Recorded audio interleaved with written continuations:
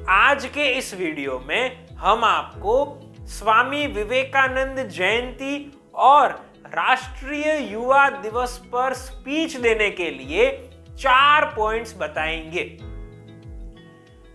आपको अपनी स्पीच की शुरुआत लोगों को संबोधित करके और उस दिवस की बधाइयां और शुभकामनाएं देकर करनी है।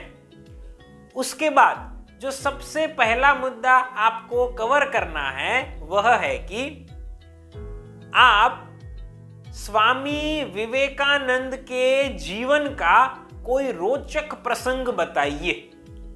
आप कुछ इस प्रकार से बोल सकते हैं। साथियों, मेरी स्पीच की शुरुआत में मैं आप सभी के साथ स्वामी विवेकानंद के एक प्रसंग को शेयर करना चाहता हूं। शायद ही आप में से किसी ने उस प्रसंग के बारे में जाना होगा। एक बार स्वामी विवेकानंद भिक्षु रूपी वस्त्र में विदेश में घूम रहे थे। अक्सर स्वामी विवेकानंद भिक्षु रूपी वस्त्र ही पहनते थे। तो उनके वस्त्रों को किसी एक विदेशी ने देखा और उस विदेशी ने स्वामी विवेकानंद को चिढ़ाया और उनकी पगड़ी तक खींच ली। स्वामी विवेकानंद ने स्पष्ट शब्दों में अंग्रेजी में यह करने के पीछे का कारण पूछा। वह विदेशी आश्चर्यचकित हो गया क्योंकि वह विदेशी उन्हें अंग्रेजी भाषा में सुन रहा था। उसने पूछा कि क्या आप शिक्षित हैं? स्वामी विवेकानंद ने कहा, हां, मैं पढ़ा लिखा हूं और सज्जन व्यक्ति हूं। तो विदेशी ने पूछा कि आपके वस्त्र से तो आप सज्जन व्यक्ति नहीं लग रहे हैं। तब स्वामी विवेकानंद ने जो जवाब दिया वो दिल छू लेने वाला जवाब था। हम सबको सीख मिले वैसा जवाब था। उन्होंने कहा, आपके देश में दर्जी व्यक्ति को सज्जन बनाता है।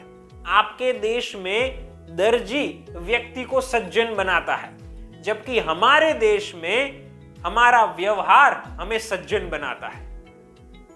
यह सुनकर वह विदेशी को शर्मिंदगी महसूस हुई और अपनी गलती का आभास हुआ। तो आप सभी लोगों ने जो ये प्रसंग के बारे में जाना, उससे हम सबको यह सीख मिलती है कि हमें भी किसी को भी ऐसे ही जज नहीं करना चाहिए। तो इस प्रकार से आप सबसे पहले मुद्दे को कवर कर सकते हैं और स्वामी विवेकानंद के जीवन का कोई रोचक प्रसंग साझा कर सकते हैं। अब हम आगे बढ़ेंगे और राष्ट्रीय युवा दिवस की स्पीच में जो दूसरा मुद्दा शामिल करेंगे वह है कि हम यह दिवस क्यों मनाया जाता है, इसके बारे में बताएंगे।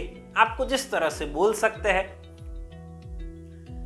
दोस्तों, हम सबको पता है कि 12 जनवरी स्वामी विवेकानंद का जन्म दिवस है। हर साल इसी दिवस को राष्ट्रीय युवा दिवस के तौर पर मनाया जाता है। सन 1984 में भारत सरकार ने 12 जनवरी को राष्ट्रीय युवा दिवस के तौर पर मनाने का फैसला किया था। उसके बाद सन 1985 से हर साल 12 जनवरी को राष्ट्रीय युवा दिवस मनाया जाता है। क्या आपको पता है राष्ट्रीय युवा दिवस मनाने के पीछे का तर्क क्या है? बहुत ही सिंपल है, मैं आपके साथ साझा करता हूं। दरअसल स्वामी विवेकानंद का जीवन हम सबके लिए प्रेरणा है और उसमें भी युवाओं के लिए तो खास। हम हमारे जीवन को उनके जीवन को एग्जाम्पल के तौर पर सेट करके बेहतर बना सकते हैं।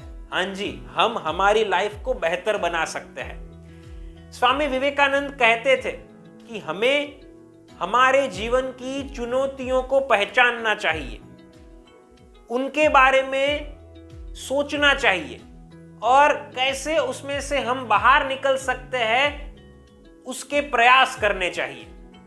वे कहते थे कि हमारे जीवन का एक लक्ष्य होना चाहिए और उस लक्ष्य को पूरा करने के लिए मेहनत करनी चाहिए।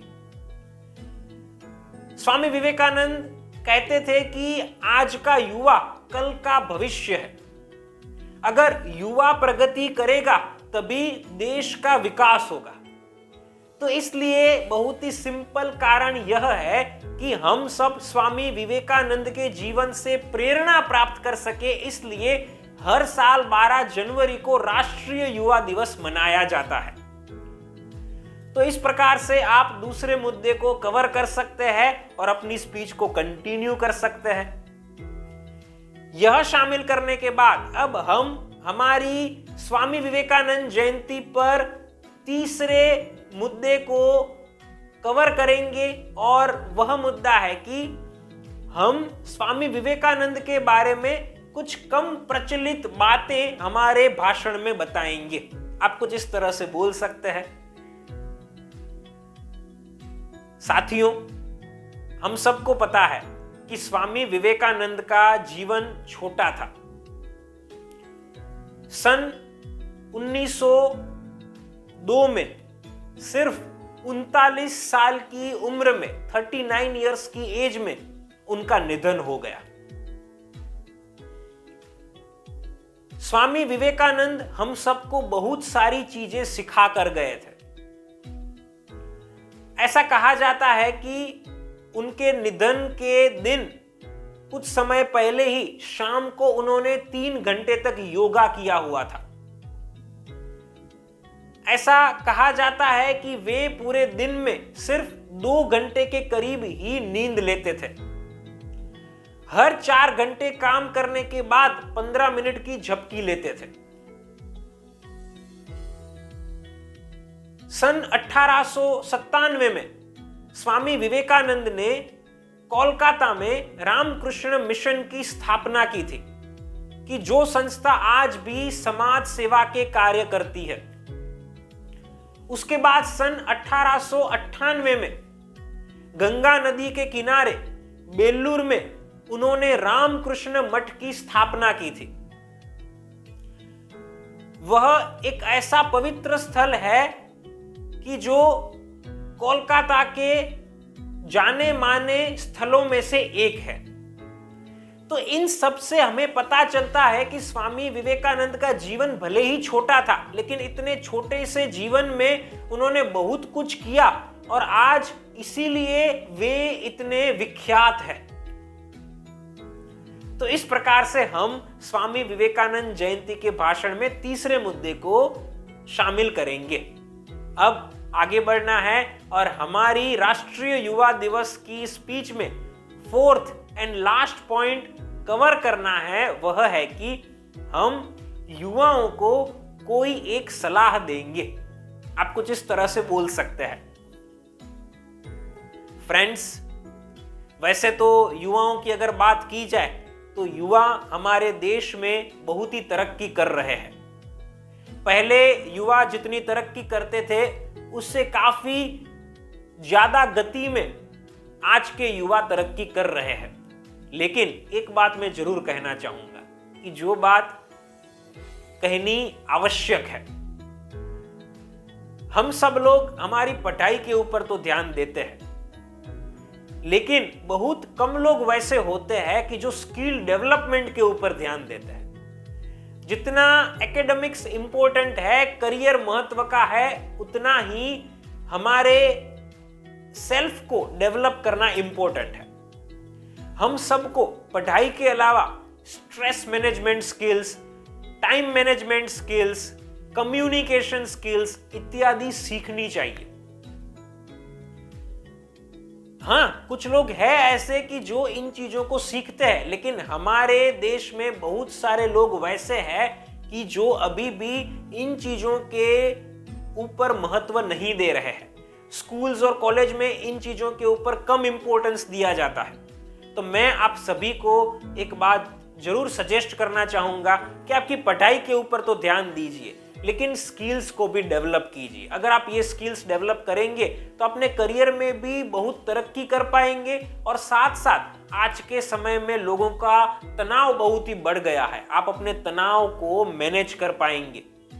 लोग अपने टाइम की वैल्यू कभी कभार नहीं करते हैं। कुछ लोगों को तो पता ही नहीं है कि कैसे हमारे समय का इस्तेमाल करना चाहिए। तो टाइम मैनेजमेंट स्किल आपको यह सिखा सकती है। कम्युनिकेशन स्किल, कि जिससे आप अपनी पर्सनल लाइफ और प्रोफेशनल लाइफ के अंदर बहुत कुछ प्राप्त कर सकते हैं। आप अपने दैनिक जीवन में लोगों के साथ अच्छे संबंध रख सकते हैं, अपनी रिलेशनशिप को अच्छी बना सकते हैं और अन्य चीजें भी कर सकते हैं। तो आप इनके ऊपर जरूर ध्यान दीजिए। आप किताब पढ़ सकते हैं, वीडियोस देख सकते हैं, अच्छे कोर्स को ज्वाइन कर सकते हैं, लेकिन अपने स्किल डेवलपमेंट पर अवश्य काम कीजिए। तो यह हमें चौथे मुद्दे में बताना है, और ये इंपॉर्टेंट बात को शेयर करके अंत में हमें लोगों को धन्यवाद कहना है और हमारी स्पीच को कंप्लीट करना है। तो साथियों, इस प्रकार से हमने आपको 4 पॉइंट्स बताए कि जिनकी मदद से आप लोगों को स्वामी विवेकानंद जयंती और राष्ट्रीय युवा दिवस पर बेहतरीन स्पीच दे सकते हैं। अगर आप एक पावरफुल पब्लिक स्पीकर बनना चाहते हैं तो आप हमारे online live public speaking course को ज्वाइन कर सकते हैं। नीचे दिए गए नंबर के ऊपर आज ही हमें कांटेक्ट कीजिए, हमें कॉल कीजिए। मैं आपसे पर्सनली बात करूंगा, आपकी सारी प्रॉब्लम्स और रिक्वायरमेंट्स को सुनूंगा और समझूंगा, और आपको पर्सनल ट्रेनिंग देकर एक कॉन्फिडेंट और परफेक्ट पब्लिक स्पीकर बनाऊंगा। फ्रेंड्स, फिर मिलेंगे एक नई वीडियो के साथ। Thank you.